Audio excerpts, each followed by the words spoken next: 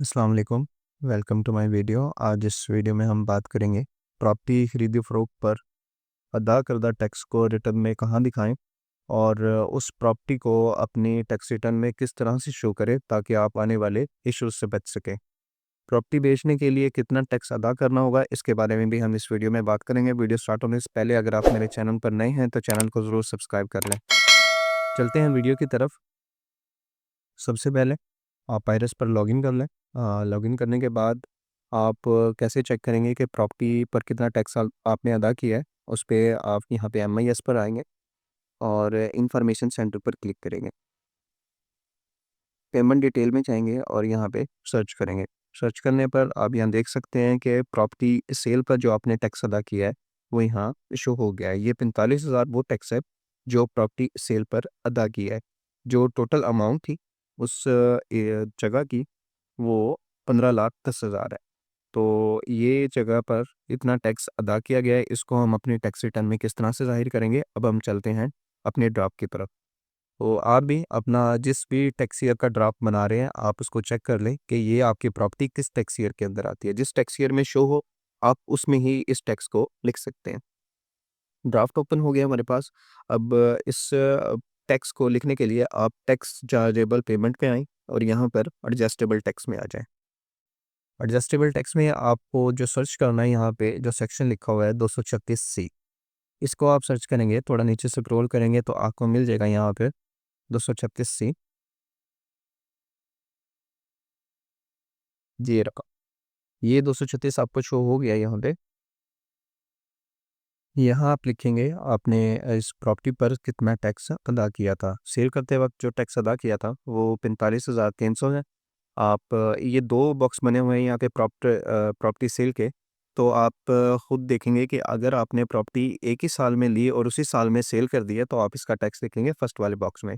लेकिन अगर कोई प्रॉपर्टी आपकी पहले से परचेज थी, यानी कि एक या एक से ज़्यादा टाइम गुजर चुका था उसको, तो आप उसको सेकंड वाले बॉक्स में लिखेंगे। या पुरानी ली हुई थी तो भी आप उसको सेकंड वाले बॉक्स में लिखेंगे। तो यहाँ पे हम इसका प्रॉपर्टी का जितना टैक्स हमने अदा किया था वो लिख देते हैं और यहाँ पे इसको हम कैलकुलेट करेंगे। कैलकुलेट करने के बाद ये प्रॉपर्टी का टैक्स है यहाँ पे लिखा गया है।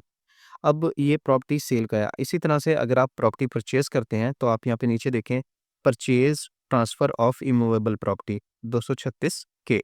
इसमें सेम अगर आप प्रॉपर्टी परचेज़ करते हैं तो आप उसका टैक्स इस वाले बॉक्स में लिखेंगे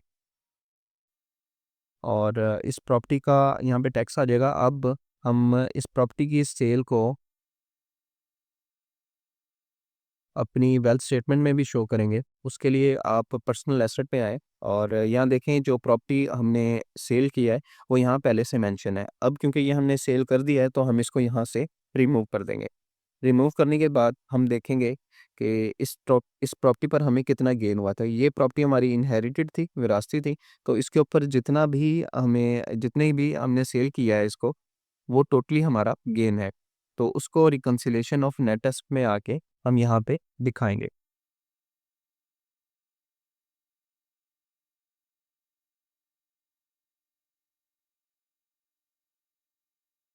gain on sale of land आप यहाँ पे डिस्क्रिप्शन देंगे इसकी और जितना आपको गेन हुआ है आप उस प्रॉपर्टी की अमाउंट यहाँ लिख देंगे।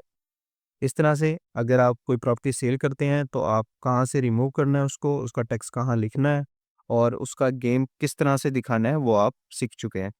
और अगर आप प्रॉपर्टी परचेज़ करते हैं तो आप उसका टैक्स एडजस्टेबल में दिखाने के बाद आप अगर आपकी प्रॉपर्टी वो एग्रीकल्चर प्रॉपर्टी है या कमर्शियल प्रॉपर्टी है, इंडस्ट्रियल या रेजिडेंशियल प्रॉपर्टी है, तो आप उसको इन प्लस वाले आइकन पर क्लिक करके भी लिख सकते हैं।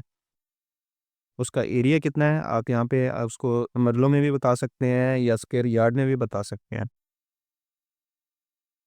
और नेक्स्ट उसके बाद आप उसकी जहाँ पे वो लोकेटेड है वो एरिया बताएंगे।